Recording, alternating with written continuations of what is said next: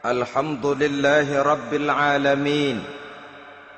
Wassalatu wassalamu ala ashrafil anbiya'i wal mursalin Sayyidina wa maulana Muhammadin wa ala alihi wa ashabihil mujahidin at-tahirin. Amma ba'du. Saudara-saudara kaum muslimin seiman dan sekeyakinan yang berbahagia, pada suatu hari seketika sedang berkumpul dengan para sahabat, Rasulullah pernah memberikan peringatan. Beliau bersabda, "Yushiku an tada'a alaikumul umamu kama tada'al akalatu ala qas'atiha." Pada suatu saat nanti akan datang di tengah-tengah kamu, wahai umat Islam, di mana orang-orang lain di sekeliling kamu akan bersatu mengerubungi kamu seperti bersatunya orang-orang mengerubungi makanan di atas meja hidangan. Akan datang satu saat nanti di mana kondisimu dikepung sedemikian rupa, yang barat mau menerkam, yang timur mau menghantam, yang selatan mau menginjak-injak, yang utara pun akan menjelajah. Kondisimu seperti makanan di atas meja hidangan. Sebagian sahabat merasa heran dan terkejut, lalu mereka bertanya, "Amin qillati nahnu yauma izin ya Rasulullah?" Apakah jumlah kami pada waktu itu sedikit ya Rasul? Kami sampai dikepung sedemikian rupa? Beliau menjawab, "Bal antum yauma idzin katsir."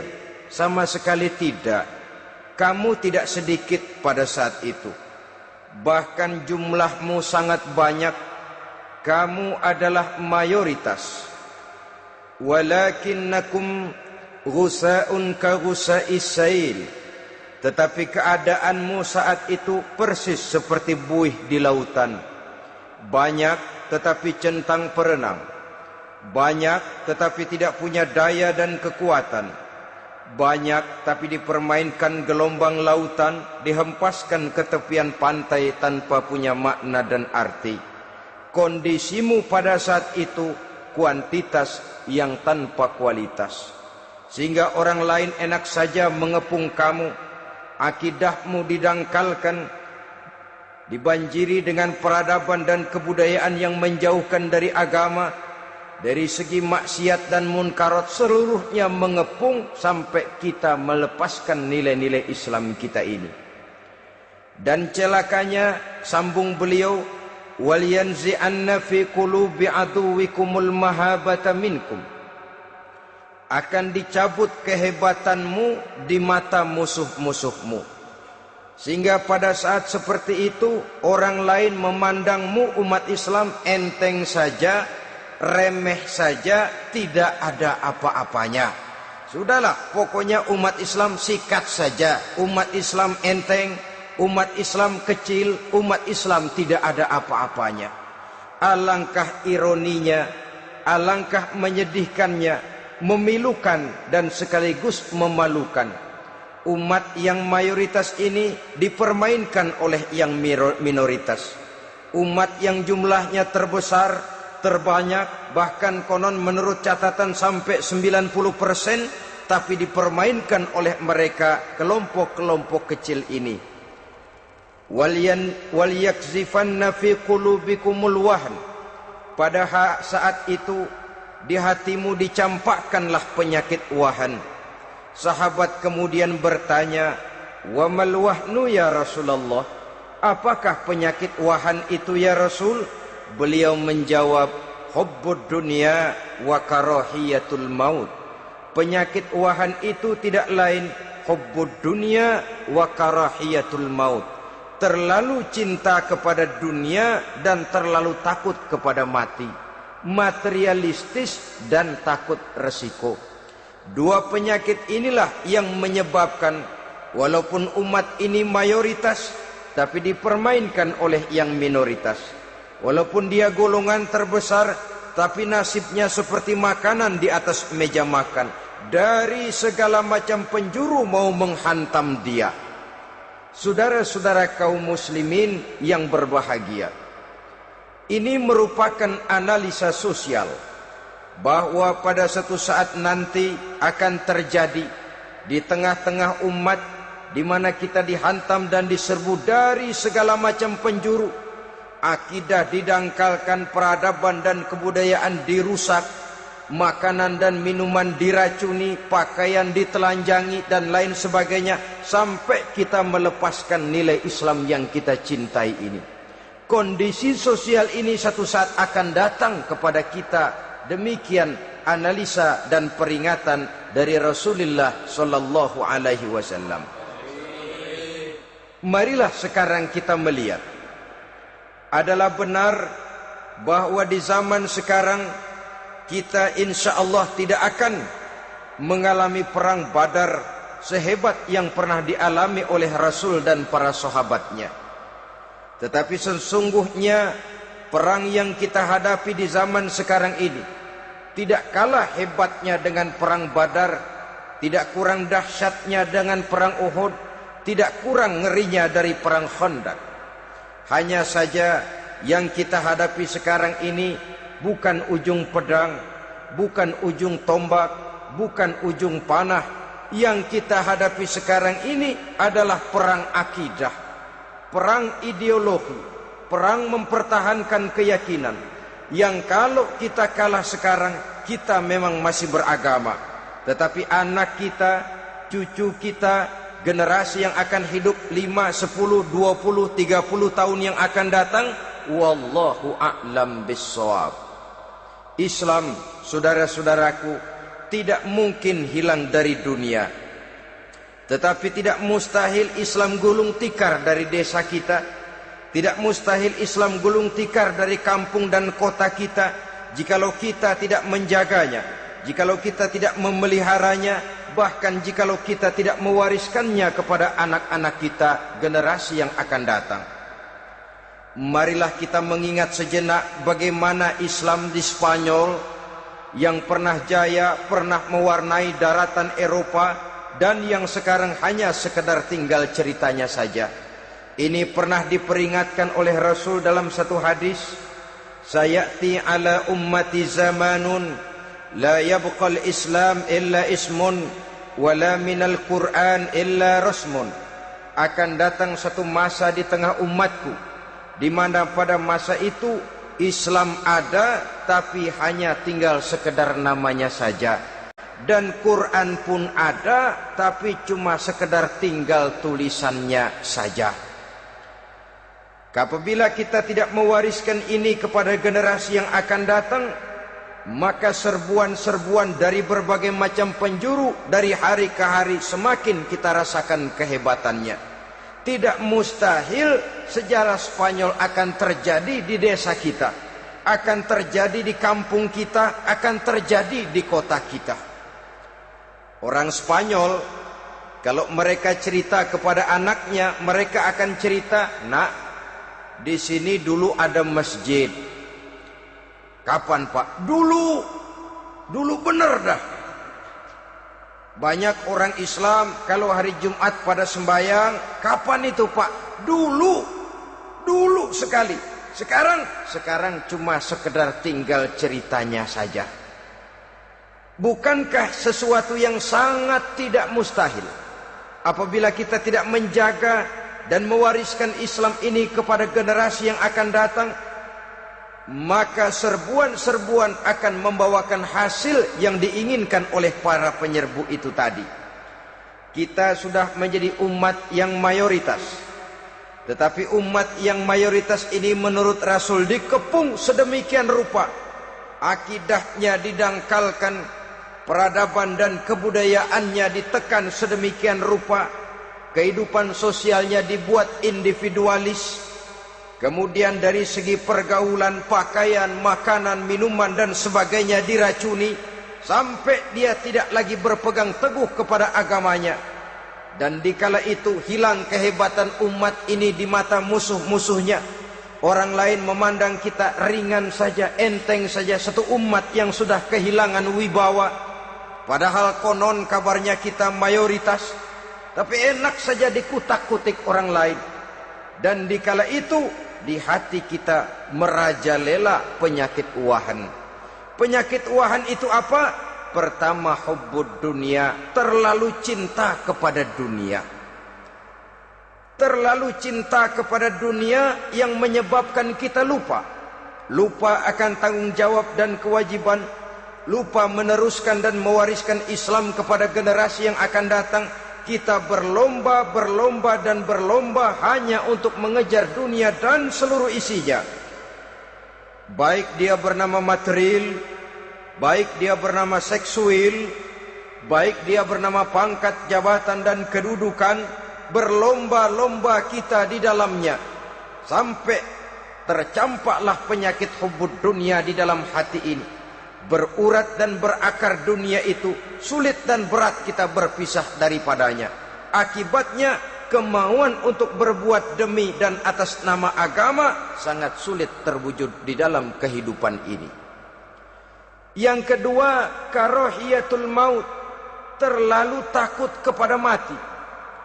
Baik mati ajal, mati dalam artian yang sebenarnya, baik mati usahanya, baik mati karirnya, baik mati pangkat dan jabatannya. Sehingga dengan demikian akibatnya jatuhlah kita menjadi umat yang kehilangan wibawa di mata orang lain. Saudara-saudara kaum muslimin rahimakumullah, saya katakan tadi, perang yang kita hadapi di zaman sekarang adalah perang akidah. Perang menghadapi peradaban dan kebudayaan yang menghancurkan moral daripada anak-anak kita. Perang menghadapi banjirnya maksiat dan munkarat. Yang di tengah-tengah itu, di samping berkewajiban menjaga diri dan keluarga, kita pun juga berkewajiban menjaga anak-anak kita, generasi yang akan datang, mengarahkan dan mendidik mereka sesuai dengan yang dikehendaki oleh Allah Subhanahu wa ta'ala. Oleh sebab itu, pada pertemuan kali ini yang akan saya bicarakan ialah bagaimana idealnya seorang muslim lebih dahulu memberikan pendidikan kepada anak-anaknya. Di tengah satu situasi dan kondisi di mana serbuan datang silih berganti melanda dan menghantam umat Islam, kemana anak-anak kita ini harus kita arahkan? Karena kita orang tua mempunyai tanggung jawab. Anak adalah amanah, menyia-nyiakan amanah adalah dosa, dan dosa itu merupakan satu dosa yang besar. Bahkan orang tua bisa saja masuk neraka kalau tidak bertanggung jawab tentang anak-anaknya. Satu riwayat menjelaskan ada orang soleh, ngajinya cukup, solatnya cukup, puasanya cukup, zakatnya cukup, di mana ada majelis taklim hadir, baca Quran hobi, fitnah orang tidak pernah. Di akhirat setelah disidang dia ternyata lebih banyak kebaikannya daripada kejahatannya, maka dia pun diperintahkan dan dipersilahkan masuk ke dalam surga. Giliran anaknya disidang, biang okem nih anak. Ditanya, siapa Tuhanmu? Tidak tahu. Siapa nabimu? Tenyaho. Apa kitabmu? Ora gelem. Kamu pernah sholat? Tidak. Zakat? Tidak. Puasa? Tidak. Judi? Hobi. Zina? Tiap malam. Mabuk? Berat. Wah, brengsek kamu. Kebaikan tidak ada barang sedikit pun, sementara kesalahan dan dosa berlipat ganda. Kamu neraka. Anak ini protes. Benar, saya tidak kenal siapa Tuhan saya. Saya tidak tahu siapa Nabi saya. Saya tidak tahu kitab suci dan kiblat saya. Saya tidak sholat, tidak zakat, tidak puasa. Tiap malam saya judi, saya zina, saya mabuk. Tapi saya kerjakan semua itu karena saya tidak tahu dan orang tua saya tidak pernah memberitahu saya. Dia enak-enakan hadir di majelis taklim, saya nyekek botol didiemin saja. Dia enak-enakan baca Quran, saya zina didiamkan saja. Saya bukan tidak mau, orang tua saya sama sekali tidak pernah mendidik saya. Dia mau benar sendiri. Maka kalau sekarang saya harus masuk ke dalam neraka, saya menuntut agar orang tua saya ikut sama-sama bergabung dengan saya ke dalam neraka. Gara-gara dia tuh saya jadi begini. Orang tuamu yang mana? Tuh, yang barusan mau ke surga. Ini orang tua yang sudah mau berangkat ke surga dipanggil. Sebentar dulu mas. Ini benar anak kamu? Iya pak. Waktu di dunia kamu tidak pernah ajarin dia ngaji? Sampai dia tidak kenal Tuhannya, tidak kenal nabinya, tidak kenal kiblat dan kitab sucinya? Iya pak. Dia tidak sholat, kamu diamkan saja. Dia tidak puasa, tidak zakat, kamu bersikap masa bodoh. Bahkan dia judi, dia zina, dia mabuk, kamu pun berdiam diri saja. Iya pak. Tahukah kamu bahwa anak ini adalah amanah? Menyia-nyiakan amanah artinya khianat, dan khianat adalah dosa yang sangat besar. Kamu tidak bertanggung jawab, maka kamu, anakmu gabung ke dalam neraka. Saudara-saudara kaum muslimin rahimakumullah, itu sebabnya Allah pesan benar-benar, ya ayyuhalladzina amanu qu anfusakum wa ahlikum nara. Hai orang-orang yang beriman, jaga dirimu dan keluargamu, istri, anak, orang-orang yang menjadi tanggung jawab dan kewajiban kita, jaga dan pelihara mereka dari api neraka. Saudara-saudara kaum muslimin, lalu kalau kita orang-orang tua yang hidup di zaman sekarang ini sudah sering beristighfar, mengurut dada, melihat situasi, membaca peta keadaan, konon tantangan yang akan dihadapi oleh anak-anak kita 15, 20, 25 tahun yang akan datang jauh lebih berat dari apa yang kita hadapi sekarang ini. Maka adalah wajar jika kita sebagai orang tua yang cinta kepada agama, cinta kepada anak-anak kita, berpikir untuk mewariskan nilai-nilai yang luhur ini kepada anak-anak kita generasi yang akan datang. Bagaimana pada mulanya kita harus mendidik mereka? Mari kita telusuri apa yang dicontohkan oleh Al-Quranul Karim. Orang-orang tua bijaksana yang diceritakan dalam Al-Quran, kalau sudah berpikir tentang anak-anaknya generasi yang akan datang, pendidikan pertama yang diberikan kepada anaknya ternyata adalah persoalan akidah. Nabi Ibrahim, pertanyaan yang paling merisaukan beliau buat anak cucunya ialah, ma ta'buduna min ba'di.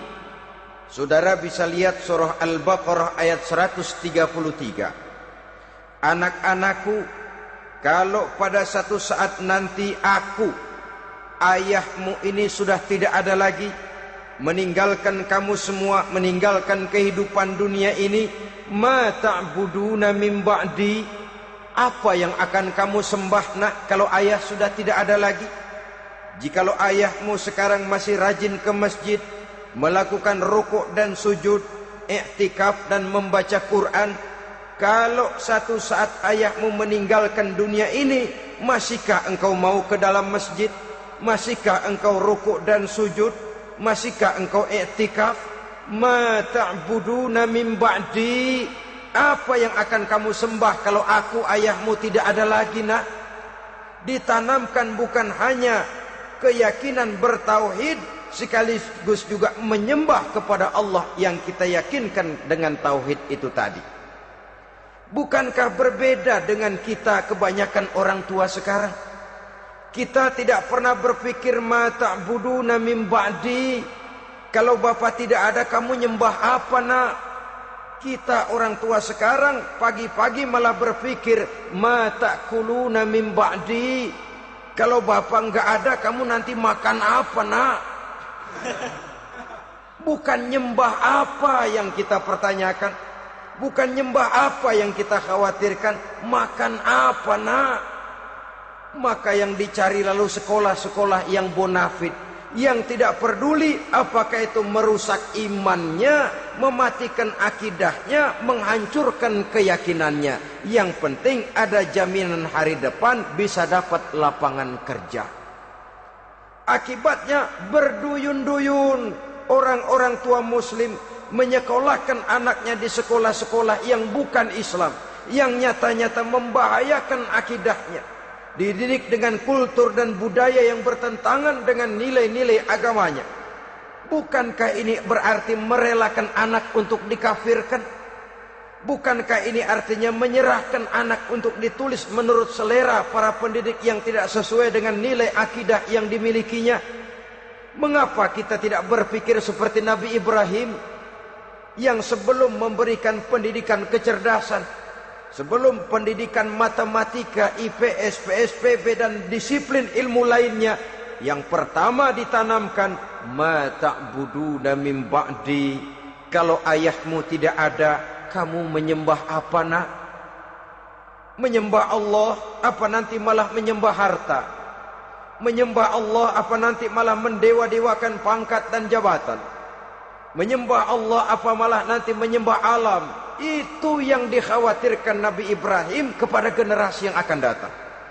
Dan itu saudara-saudara yang seharusnya mengkhawatirkan kita kepada anak-anak kita, generasi yang akan datang. Lihatlah serbuan akidah di zaman sekarang ini. Dimanfaatkan kemiskinan kita umat Islam. Diberikan kita tawaran berupa beras, pakaian, obat-obatan, kalau perlu beasiswa, asal bisa melepaskan keislaman kita ini. Bertahap, sedikit demi sedikit, step by step, shibran bi shibrin wa zira'an bi zira'in. Dan harus saya ingatkan, orang di zaman sekarang tidak mungkin menghantam Islam secara frontal. Tidak mungkin menghantam Islam terang-terangan, apalagi mengerahkan satuan militer. Tidak. Orang berhitung bagaimanapun kondisi dan kualitasnya umat Islam, mereka masih punya satu modal penting, fanatisme agama. Kalau ini disulut, api jihad segera berkobar, dan hanya maut yang bisa menghentikan orang yang dibakar dengan semangat jihad. Orang tahu itu. Betapa Uni Soviet kedodoran menghadapi mujahidin Afghanistan yang disulut oleh semangat jihad yang berkobar dengan persenjataan yang primitif ketimbang persenjataan Uni Soviet. Entah mereka pantang surut mundur ke belakang.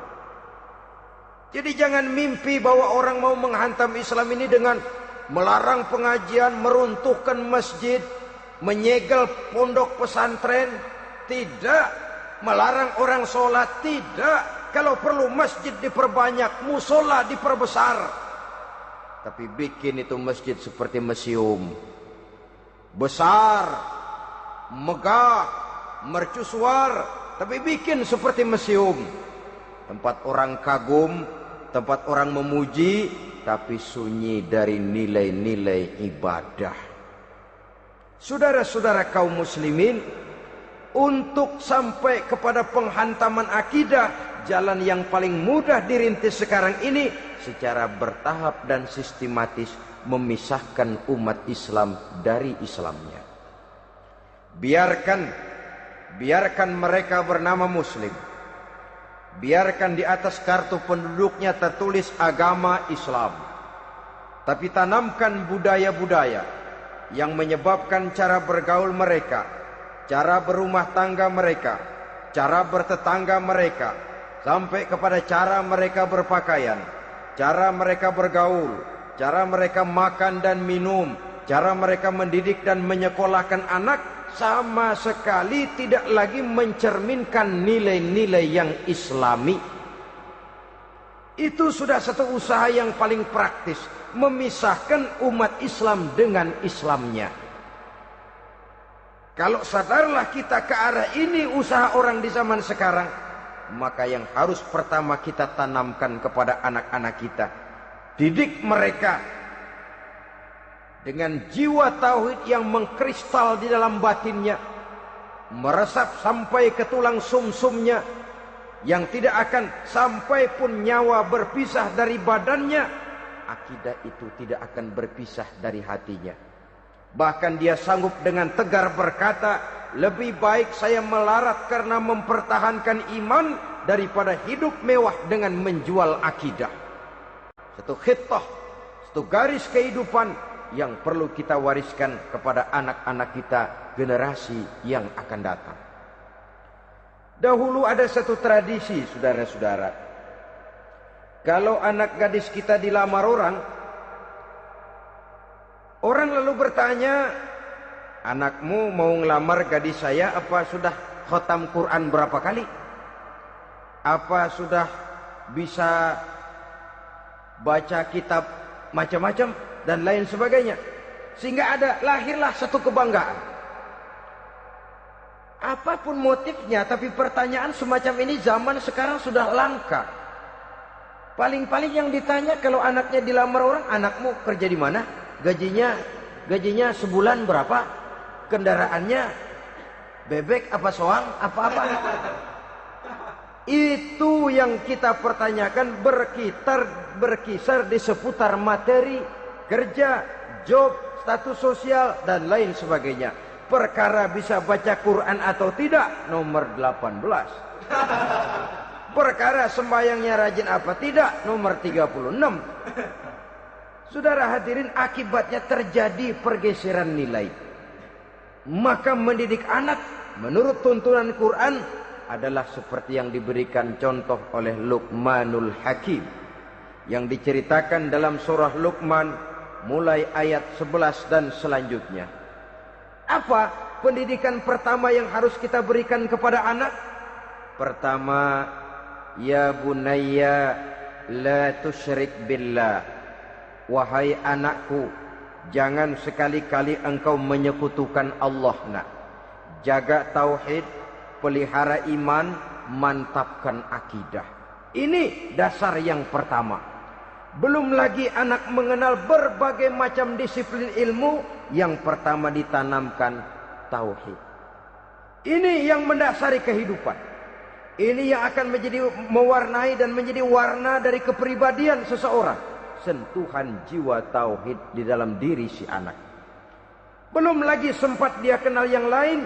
Yang pertama yang kita tanamkan, kita wariskan, kita berikan, la tusyrik billah. Jangan sekali-kali menyekutukan Allah. Nah, kalau ini sudah tertanam, ini sudah merupakan satu fondasi yang kuat. Selebihnya nanti tinggal melihat bakat si anak, kemana dia harus dididik ini. Yang terpenting nilai iman lebih dahulu tanamkan. Dan untuk menghancurkan nilai keimanan, saudara-saudara, saya katakan, ingatkan kepada hadis di awal tadi, dikepung kita dari berbagai macam penjuru agar bila bisa melepaskan nilai-nilai iman dan keyakinan. Proses pendangkalan akidah, ditanamkan keraguan kepada agama, ditanamkan rasa malu beragama. Sholat malu, baca Quran malu, berangkat ke masjid malu, pakai jilbab malu. Ditanamkan rasa malu beragama, sehingga bertahap sedikit demi sedikit kita mulai berpisah dengan kehidupan beragama. Ditanamkan hal yang sedemikian rupa dari berbagai macam penjuru. Dihantam akidah, akidah kuat. Dihantam dari segi peradaban dan kebudayaan. Diperbanyaklah peradaban dan kebudayaan yang bukan mendekatkan kita dengan agama, malah mendekatkan kita dengan neraka. Menjauhkan kita dari agama, menjauhkan kita dari nilai-nilai luhur yang diwariskan oleh orang-orang tua kita terdahulu. Adalah kewajiban kita yang pertama, mendidik anak, menanamkan roh, jiwa dan semangat tauhid di dalam diri mereka. Saudara-saudara kaum muslimin rahimakumullah, Kenapa kita lebih dahulukan menanamkan jiwa, roh dan semangat tauhid ini kepada anak-anak kita? Pertama, kita tidak hanya ingin sekedar mempunyai anak yang pintar, tetapi lebih daripada itu kita pun ingin mempunyai anak yang benar. Segala macam disiplin ilmu, segala macam bentuk penalaran ilmiah dan pengisian intelektualitas manusia mungkin di satu sisi akan membuat dia pintar, tapi di sisi lain belum tentu akan membuat dia benar. Nabi pernah memberikan peringatan, man izdada ilman wa lam yazdad huda lam yazdad minallahi illa bu'da. Orang yang hanya bertambah ilmu pengetahuannya tapi tidak bertambah hidayah dari Allah, tidak makin mantap keimanannya, maka seluruh nilai-nilai ilmunya hanya akan menjauhkan dia dari Allah Subhanahu wa taala. Dan adalah lebih merupakan azab daripada nikmat kalau kita diberikan ilmu pengetahuan yang hanya akan menyebabkan kita semakin jauh dari Allah Subhanahu wa taala. Yang kedua, sesungguhnya roh, jiwa dan semangat tauhid yang melekat dalam diri anak pada puncaknya akan melahirkan satu disiplin murni yang tumbuh dari dalam dirinya sendiri, di mana si anak dalam kehidupannya merasakan dimanapun dia berada, kemanapun dia pergi, ia selalu merasakan kehadiran Allah dekat dalam hidupnya. Ia sadar sesadar-sadarnya bahwa tidak ada satu perbuatan yang bagaimanapun kecilnya yang bisa disembunyikan dari kekuasaan Allah Subhanahu wa taala. Yang ketiga, dengan penanaman roh, jiwa dan semangat iman ini, maka diharapkan anak-anak nanti pada pertumbuhannya sanggup mengendalikan hawa nafsunya. Dengan kata lain, bahwa penanaman jiwa tauhid, penanaman roh dan semangat keimanan ini merupakan kondisi dasar yang harus dilakukan sebelum yang lain-lainnya. Kemudian pendidikan kedua yang diberikan oleh Al-Quran melalui contoh dan model dengan Luqmanul Hakim ini, setelah menanamkan tauhid, ditanamkanlah kepada si anak ini rasa hormat kepada orang tuanya. Wa wassaynal insana biwalidayhi, dan kami wasiatkan kepada manusia untuk berbakti kepada ibu bapaknya. Hamalathu ummuhu wahnan ala wahnin, karena ibunya telah mengandungnya dengan kepayahan di atas kepayahan. Maksudnya dengan kepayahan dan kelelahan yang berlipat ganda. Sehingga ketika Rasul ditanyakan orang, "Ya Rasul, siapa yang paling harus saya taati di dunia ini?" Beliau menjawab, "Ibumu." Kemudian, "Siapa lagi ya Rasul?" "Ibumu." Setelah itu, "Siapa lagi ya Rasul?" "Ibumu." Dan kemudian, "Siapa ya Rasul?" "Bapakmu." Ibu, ibu, ibu, bapak. Bahkan al-jannatu tahta aqdamil ummahat, surga berada di bawah telapak kaki ibu. Bagaimana menanamkan rasa hormat kepada orang tua di hati anak? Tentu yang pertama, bagaimana orang tua bisa memberikan keteladanan. Marilah kita sebagai orang-orang tua ini menyadari bahwa sebelum anak kenal sekolah dasar, sebelum anak kenal TK, ibtidaiyah, sanawiyah sampai kepada perguruan tingginya, yang pertama dia kenal adalah lingkungan rumah tangganya, gurunya adalah ibu bapaknya. Di sini berlakulah apa yang dinamakan keteladanan. Keteladanan jauh lebih berhasil daripada sekedar teori-teori yang muluk. Keteladanan jauh lebih berhasil daripada berbagai macam indoktrinasi dan penataran. Kurangnya keteladanan akan menyebabkan anak mencari pola. Apabila kita orang tua ini tidak bisa memberikan keteladanan yang baik kepada anak-anak kita, maka pada suatu saat anak-anak akan menganggap enteng dan kehilangan wibawa kita sebagai orang tua di mata mereka. Dikala itu akan sangat sulit kita membentuk kepribadian mereka. Bukankah di zaman sekarang ini kita banyak mengalami krisis wibawa, krisis figur? Ada yang karena rapotnya merah melulu, gurunya dikeroyokin. Pak guru pulang sekolah dicegat. Bahkan nyaris ada orang tua pernah dibunuh oleh anaknya sendiri.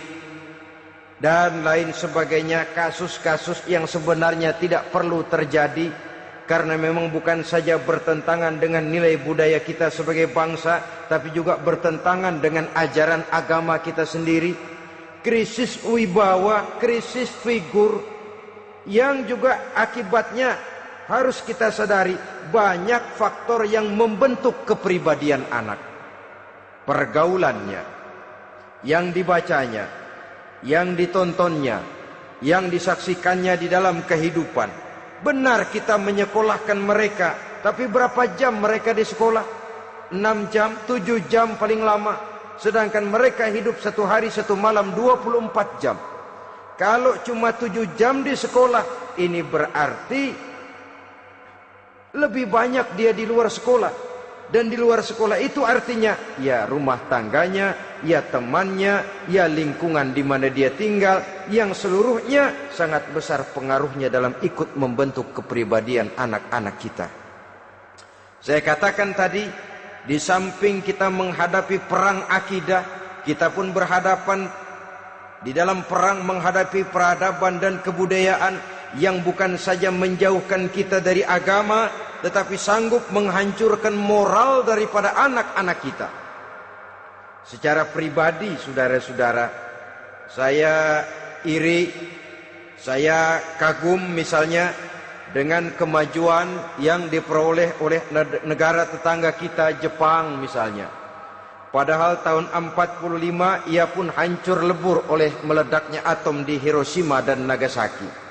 Tapi bagai satu tenaga raksasa kemudian Jepang bangkit menjadi satu negara superpower di Asia. Bahkan gurunya saja Amerika sekarang ini kewalahan menghadapi perang dagang dengan Jepang ini. Dan yang menarik, Jepang bisa maju dan modern dengan tetap menjadi Jepang, tanpa harus kehilangan identitasnya sebagai satu bangsa, tanpa harus kehilangan kepribadiannya sebagai satu bangsa. Sebagai negara yang sedang berkembang, kita sering latah. Kita ingin meniru Barat, tapi bukan teknologinya, westernisasinya yang kita tiru. Bukan isinya, kulitnya yang kita ambil. Akibatnya apa? Modernnya belum, orangnya sudah Barat. Bergaulnya sudah cara Barat, berumah tangganya sudah cara Barat, berpakaiannya sudah cara Barat, mendidik anaknya sudah cara Barat. Di mana ketemu orang tua cukup hello daddy. Kulitnya kita ambil, sementara isinya kita campakkan. Ironi dan menyedihkan. Padahal kita sesungguhnya bisa maju dan modern, bisa mengejar segala ketinggalan dan keterbelakangan kita, dengan tetap menjaga nilai-nilai luhur budaya kita sebagai satu bangsa, mengambil isinya, dan kalau memang tidak perlu, lalu mencampakkan kulitnya.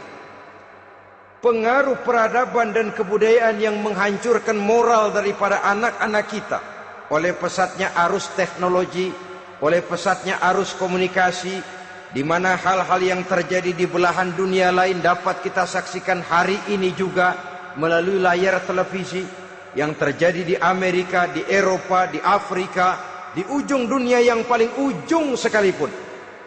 Di ujung dunia yang paling ujung, hari ini kejadian, hari ini sudah bisa kita saksikan. Pesatnya arus komunikasi, kalau jatuh ke tangan anak-anak kita yang belum mempunyai filter, daya saring positif, akan dicerna oleh mereka tanpa memilah dan memilih. Akibatnya orang kampung bilang kelolodan. Makan nggak dikunyah lagi, tentu saja akhirnya kelolodan. Dan kalau sudah kelolodan, menyusahkan kita seluruhnya. Oleh karena itu budaya menghormati orang tua perlu dijaga, perlu dipelihara dan diwariskan kepada anak-anak kita. tali silaturahmi sehingga ada respeknya kepada orang tuanya. Jangan bapaknya dianggap CS, ibunya dianggap CS, kakeknya dianggap CS. Hilang rasa respek, hilang rasa menghormati. Sementara orang tua sendiri tidak bisa memberikan keteladanan, kurang mendapat perhatian dan lain sebagainya. Apalagi kalau baik ibu maupun bapak adalah orang-orang karier yang setiap hari sibuk menghadapi tugas masing-masing. Bapak sibuk rapat, pindah kantor sana kantor sini, ibu sibuk arisan, besarlah anak-anak di tangan pembantu dan lain sebagainya, sehingga dia merasa kurang mendapat perhatian, dan ini akan ikut membentuk warna dari kepribadian yang dimilikinya. Sampai kepada pelosok-pelosok desa, jaringan televisi memang menguntungkan. Tapi kalau sudah sampai kepada menayangkan budaya-budaya yang tidak sesuai dengan pola di mana mereka tinggal, pola lingkungannya, dan ingin mereka terapkan dalam kehidupan, ironi dan menyedihkan. Maka sering dikatakan, jikalau ABRI masuk desa, rakyat beruntung.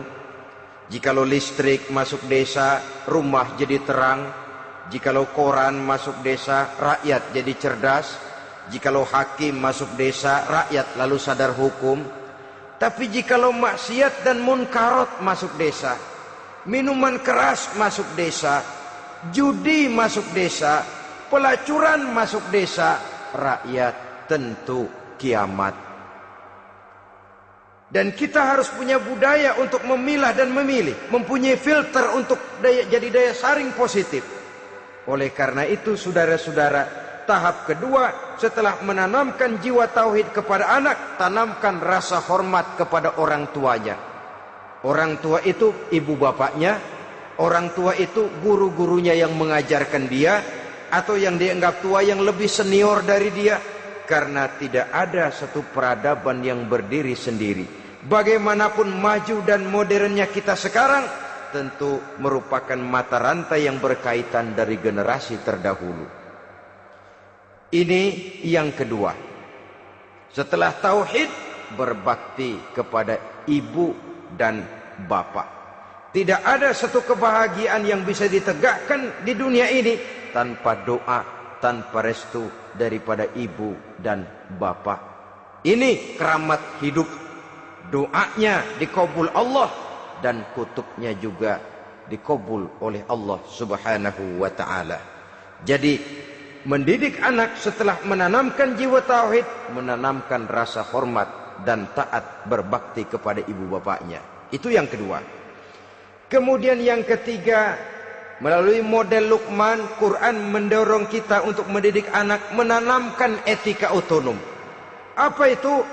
Ya bunayya, innaha in takum mithqala habbatin min khardalin fatakun fi sakhratin aw fis samawati aw fil ardi ya'ti bihallah. Wahai anakku, sesungguhnya kalau ada satu kebaikan yang kamu kerjakan, kecil, tidak nampak oleh pandangan mata yang zahir, yang kecil itu tersembunyi di puncak langit, di dasar bumi yang paling dalam, atau di tengah batu hitam sekalipun, Allah pasti mengetahuinya dan pasti akan memberikan balasan yang seadil-adilnya. Pendidikan apa ini? Pendidikan moral, menanamkan etika otonom. Nah, kau berbuat baik jangan karena dilihat orang. Kau tidak mau melakukan kejahatan jangan cuma karena ada polisi.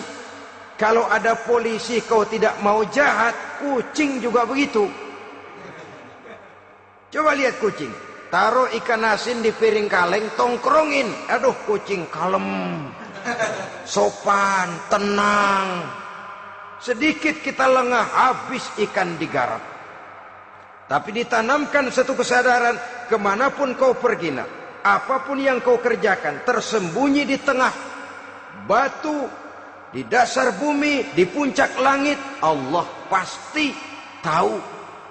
Dalam bahasa yang ringan, kita ini diawasi oleh dua hiperkomputer yang maha sensitif, produksi langit mereknya Rokib dan Atid. Itu komputer yang sangat peka dan sensitif. Jangankan kita berbuat, kita berniat baik saja, komputer sudah nyatat sendiri. Inilah yang orang sekarang namakan waskat, pengawasan malaikat. Kalau hidup sudah merasa diawasi oleh malaikat, waskat berhasil. Tapi kalau waskat sudah diawasi malah nekat, itu yang gagal. Atau yang diawasi dan yang mengawasi sama-sama sepakat, itu juga bisa cincai. Saudara-saudara kaum muslimin rahimakumullah, waskat dalam pengertian kita muslim, bagaimana hidup ini merasakan diawasi oleh malaikat. Intelektualitas yang tinggi sekalipun, IQ yang nilainya plus sekalipun, disiplin ilmu yang bagaimanapun banyak yang memenuhi benak kita, tanpa diiringi oleh etika otonom, orang sering mencari celah dan kesempatan. Mencari celah dan kesempatan.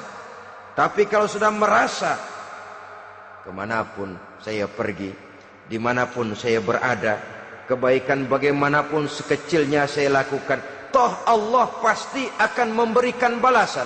In khairan fa khairun, wa in syarran fa syarrun.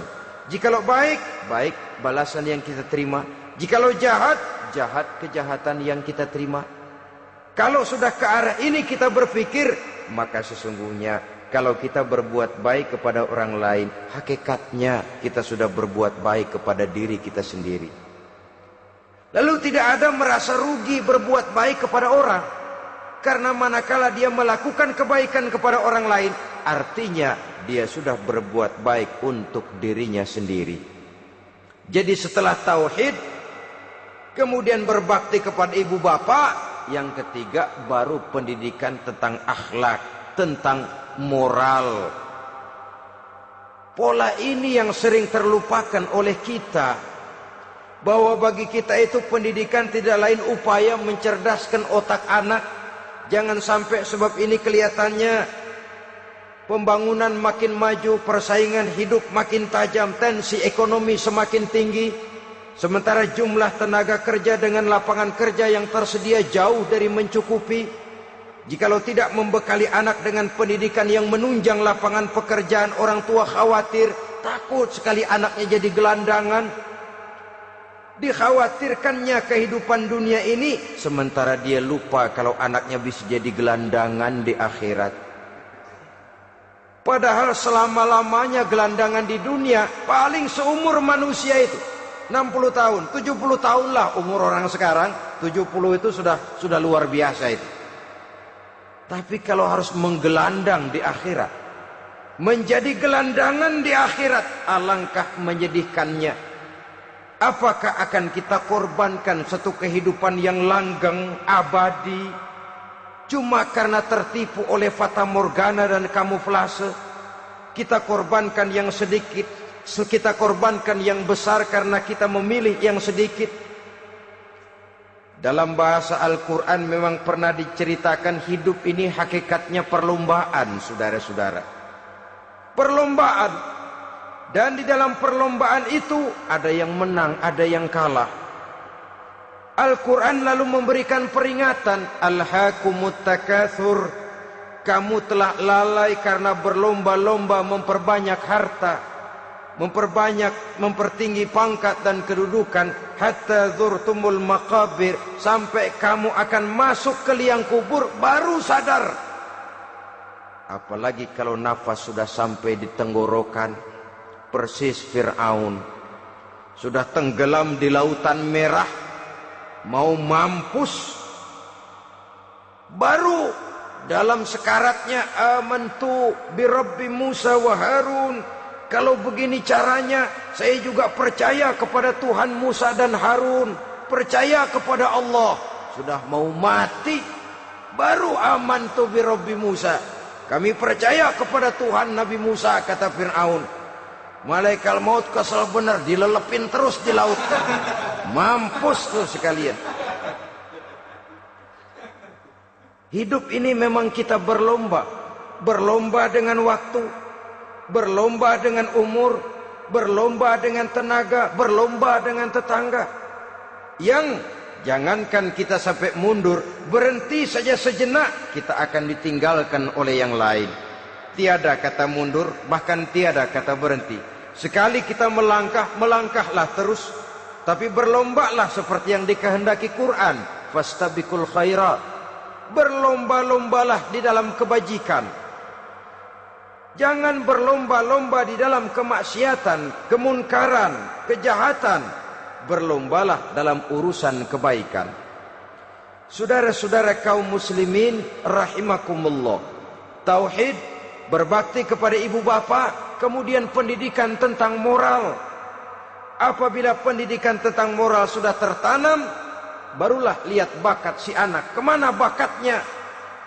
Anak saya kelihatannya dari kecil demennya main bedil-bedilan saja. Abri kali itu. Kirim ke Magelang, masukkan akabri. Tapi dengan syarat 3 itu tadi. Iman sudah tertanam, rasa bakti kepada ibu bapak sudah ada, dan punya nilai moral. Sehingga boleh jadi nanti dia menjadi jenderal yang beriman, yang berbakti kepada ibu bapaknya, dan punya moral yang tinggi. Kan lebih baik rakyat rendah tapi akhlaknya tinggi, daripada pejabat tinggi tapi moralnya rendah. Jauh lebih baik rakyat rendah punya moral tinggi ketimbang pejabat tinggi punya moral rendah. Nilai moral ini yang jadi ukuran dan barometer di masyarakat. Yang ini yang sering kita lupakan, bahwa kehancuran satu bangsa dimanapun di dunia ini selalu dimulai dengan kehancuran moral daripada bangsa itu sendiri. Sekarang membina nilai moral ini berat. Gadis kita, remaja, putri, diberikan pakaian jilbab, mungkin dia sendiri masih setengah-setengah, ditambah lagi oleh ledekan temennya. Jilbab lah kuno, bau sorga lah, bau masjid lah, bau menyan lah. Ditanamkan rasa malu untuk hidup dekat dengan agama. Kalau moral semacam ini sudah tertanam, sedikit demi sedikit kita mulai mengucapkan selamat tinggal kepada agama. Dan kemalangan apa yang lebih malang kalau kita sudah jauh dari agama ini? Bukankah Islam telah menyelamatkan manusia dari penyakit jahiliyah dan membawanya kepada satu kehidupan yang maju dan modern? Kalau kita tinggalkan Islam ini, bukankah artinya kita akan kembali kepada satu zaman jahiliyah? Hanya saja jahiliyah itu berada di abad modern. Versinya tentu lebih modern.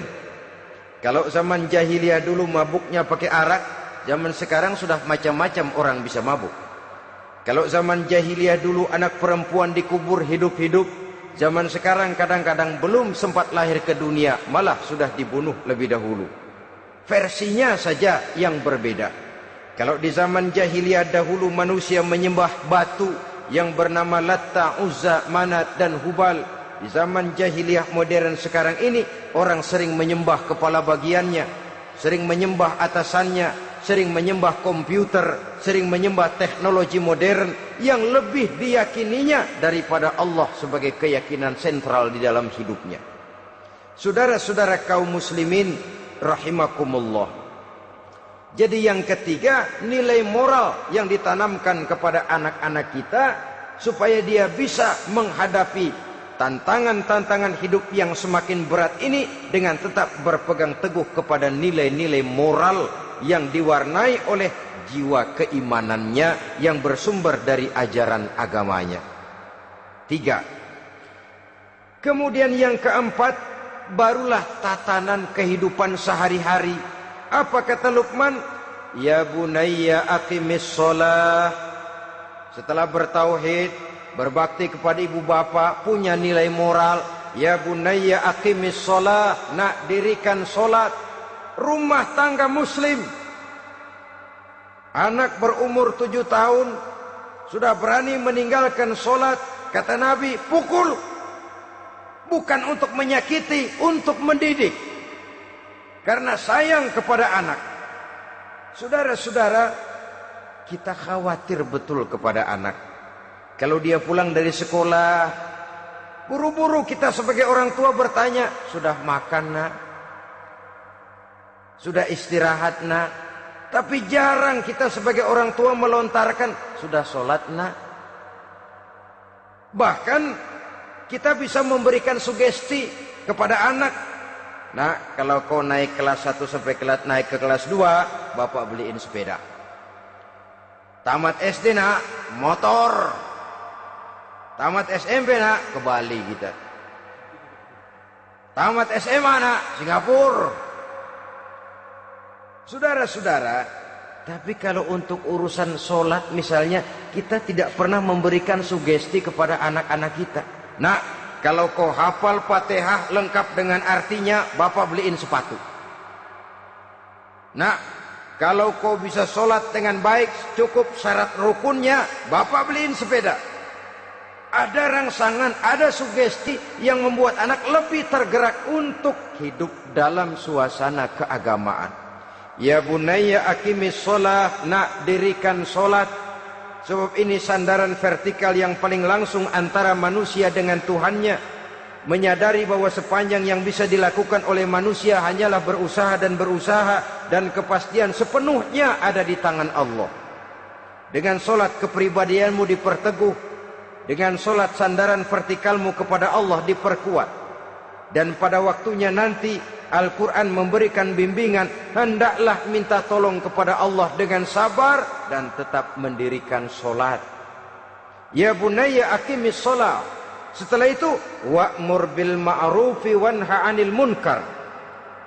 Tegaklah membina yang ma'ruf, tegaklah mencegah yang munkar. Ini sikap hidup sudah. Sholat tadi tugas hidup. Lalu sikap hidup tampil di tengah masyarakat, membina yang ma'ruf, mencegah yang munkar sesuai dengan kesanggupan masing-masing. Bukankah setiap kita kepingin punya anak yang bermanfaat, setidaknya bagi keluarganya, syukur kalau bisa bagi lingkungannya, bagi masyarakat, bangsa dan negaranya. Dan satu di antara tanda orang yang bermanfaat, kalau dia bisa hidup menjadi penganjur yang ma'ruf dan pencegah yang munkar. Dan itu kalau tidak ada hidayah, sulit orang mau melaksanakan itu. Sebab apa? Ada kecenderungan belakangan ini di mana agama dianggap urusan pribadi. Sehingga orang lalu sering bilang, jangan bawa-bawa agama dah, itu kan bukan urusan agama. Ini sudah ciri berpikirnya sekuler.